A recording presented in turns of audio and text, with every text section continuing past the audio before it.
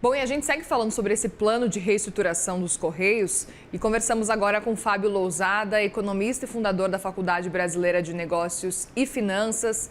Fábio, bem-vindo aqui no Money e obrigada por conversar com a gente. Um bom dia para você.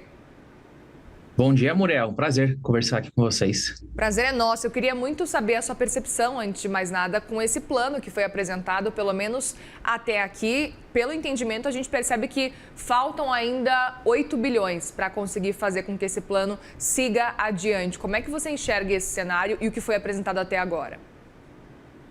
Olhando para o cenário dos Correios, Muriel, é algo positivo para eles. Quando olha do ponto de vista da população, nossos recursos, aí é algo ruim, porque a gente está falando do Tesouro, ele avalizar ali um empréstimo a uma taxa de 115% do CDI, enquanto a população está com uma taxa média anual de 46,5% ao ano. Então, tirando esse viés e olhando diretamente para os Correios, precisa ser reajustado muitas coisas. Teve ali uma concorrência feroz nesse setor, com a entrada de vários players importantes, como o Mercado Livre, a Amazon, o mercado chegando com tudo, e os Correios, eles pararam no tempo, eles não tiveram os investimentos necessários para isso e foram perdendo eficiência ao longo do tempo, isso perdendo receita, perdendo margem, e aí acaba que os custos ficam inviáveis, porque você não consegue fazer o reajuste, você não consegue fazer aquela demissão normal, então a gente vai ter ali o programa de demissão voluntária. Então, se ajustar e olhar realmente para o que o presidente está falando, de que, pô, vou colocar esse dinheiro e além dos cortes que são necessários, eu vou investir em infraestrutura, investir em tecnologia, investir em inteligência artificial para conseguir fazer um mapeamento de como que eu chego nas regiões mais distintas, porque uma operação como essa, por mais que atenda lugares que os players privados não vão atuar, tem que ser eficiente. Dá para dar lucro, ou que seja zero de lucro, mas tem como fazer. Só que como não tinha uma cobrança muito forte, nós estamos falando de 12 trimestres no vermelho, e ninguém falando disso, ninguém atuando nisso diretamente no governo, é o que gera mais preocupação de chegar nesse patamar de depois precisar mais 8 bilhões de reais. Já teve empréstimo no passado, porém foi uma condição diferente, foi uma condição mais parecida de mercado, já desse é com o Tesouro ali avalizando, e até por isso que os bancos entraram muito forte, porque sabem que se os Correios não pagar, o Tesouro está cobrindo essa oferta. O Tesouro a gente fala a gente, né? A gente que com nossos impostos que acaba pagando e garantindo essa operação. Então, cabe nós, a população, cobrar realmente que esse plano vai ser feito. Cobrar um correio mais eficiente, cobrar ali que eles vão investir em infraestrutura. Então, nesses planos que eles falam, que eles conversam a cada trimestre e trazem ali os planos, a gente entender, pô, esse dinheiro está indo para onde? Esse recurso nosso está indo para infraestrutura, está indo para tecnologia? Quais são os nossos serviços? Como que você vai competir com uma Amazon, com o Mercado Livre, com o Shopee? Como que você está fazendo isso? Então, Muriel, é positivo, porém o histórico não é legal, mas vamos olhar para frente. Pois é, e aí olhando para frente também, tem algumas dúvidas, porque foram anunciados vários pontos importantes durante esse plano de reestruturação, e um desses pontos relevantes para a gente discutir aqui seria, inclusive, a venda, né, ou até, enfim, o encerramento de algumas lojas dos Correios. Eu queria entender como é que você enxerga isso, porque fazendo esse movimento a gente sabe que, naturalmente, o faturamento vai cair. Perfeito, perfeito. Quando a gente pega e analisa as contas do Correio, a gente vê que a parte de custo que está muito inviável. E como a receita realmente caiu, você acaba sofrendo bastante. Então, a gente pode mexer em dois fatores. A gente diminui drasticamente os custos ou pensa em equilibrar as receitas. Para equilibrar as receitas, teria que ter uma injeção de um investimento muito forte aqui. Então, vamos manter os custos, vamos investir muito aqui. Sairia muito mais caro do que hoje. É ter que pedir um recurso muito maior para investir em tecnologia, voltar a ser competitivo e aumentar a receita. Então, no primeiro momento, eu diminuo o custo, eu faço ali um corte na unha, na carne, então diminui ali as agências para diminuir esse custo e a partir disso eu volto a ter mais eficiência e mais investimento. Então, no primeiro momento vai sangrar, vai cair um pouco de receita, mas vai cair drasticamente o custo. É para isso que a gente está olhando mais hoje. E com esse acompanhamento, a gente está falando de os Correios estão numa posição muito privilegiada. Por mais que tenha uma concorrência feroz, nós somos um país com dimensões continentais. Então, fazendo bom trabalho, fazendo ali uma boa aceitação do público em relação aos Correios, os Correios voltam a performar, voltam a ter lucro, porque é uma baita de uma entidade histórica. Só que vai precisar cortar na carne agora um pouco. Aproveito para perguntar, diante desses movimentos todos que a gente está acompanhando, se você acredita que, diante do que foi apresentado, está fazendo sentido esse cálculo aí, pelo menos olhando do ponto de vista da apresentação e desse ponto teórico, assim, porque a gente sabe que na prática pode ser que funcione diferente, né? Mas pelo que foi apresentado, teve algum ponto na sua avaliação que acendeu algum alerta para a gente ficar atento por aqui também? Acho que o que é legal, Muriel, é que o presidente já sinalizou que vai precisar de mais de 8 bilhões. É. Então ele já sinalizou, ó, peguei esse recurso, mas vou precisar mais. Isso cria uma amarra de ele cumprir, porque se não for cumprido, ele não vai conseguir os outros 8 bilhões. Então, quando a gente quebra em etapas, a primeira etapa é essa, faz sentido. Eu faço um plano de PDV aqui para cortar ali ineficiência dos Correios, porque isso a gente viu acontecendo em entidades privadas. Vamos fazer uma comparativa com os bancos. Os bancos fecharam muitas, mas muitas agências bancárias. E, por ser entidades privadas, conseguiram ali ser eficientes.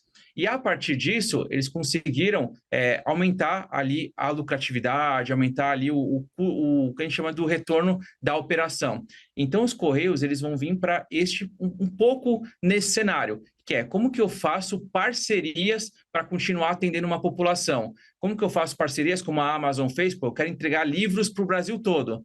Vou fazer parcerias com livrarias. Então, como que eu crio uma estratégia eficiente para atingir todos os lugares sem ter o meu posto lá, mas sim com algum parceiro ali, porque eu diminuo drasticamente o custo, eu continuo entregando e eu participo da receita, porque eu vou gerar demanda. É isso que eu acho que é legal. Os Correios têm um monopólio que seja da distribuição. E essa distribuição é o que faz todo mundo querer ser parceiro dos Correios. Os Correios falam, eu quero um parceiro na cidade lá do Rio Grande do Sul, num lugarzinho pequeno ali. Pô, ele vai conseguir, todo mundo vai querer ser um parceiro dele. Pô, eu quero ser esse parceiro, eu quero dividir receita com você, eu divido o custo com você.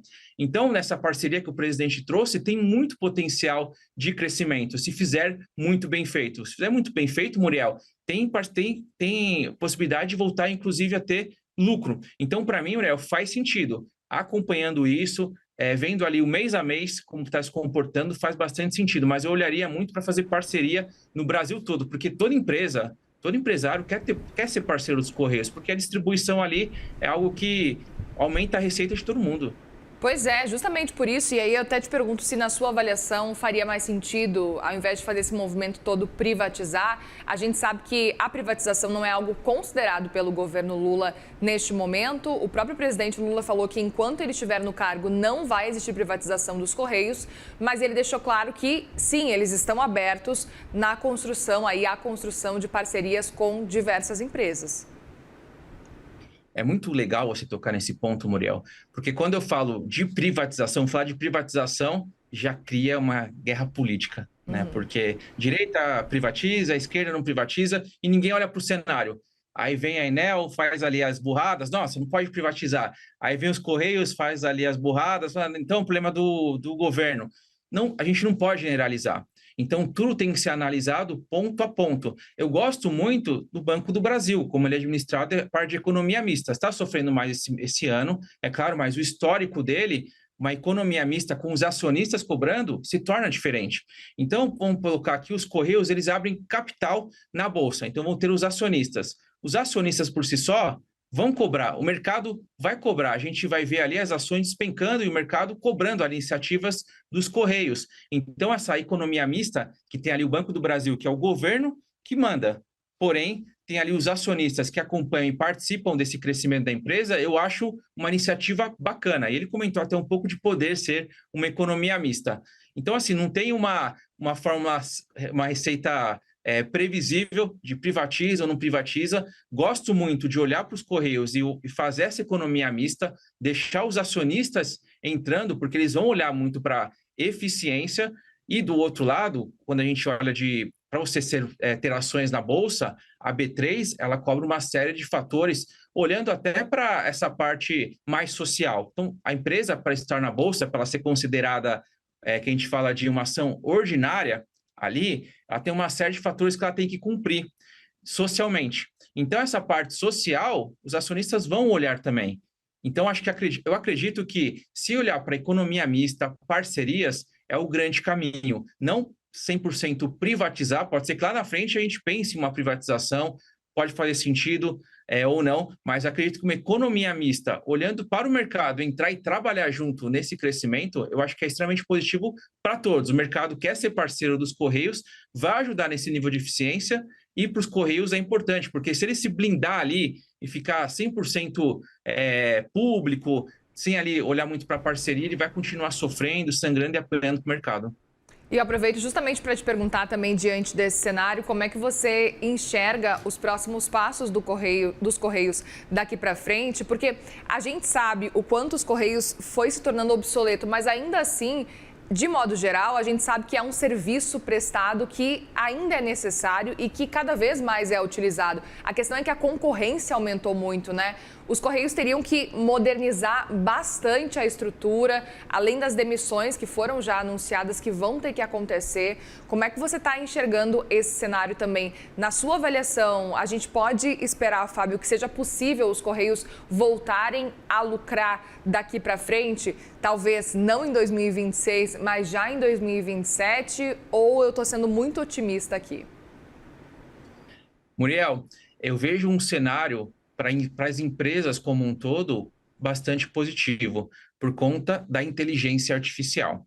As empresas hoje elas conseguem se tornar muito mais competitivas mais rápido.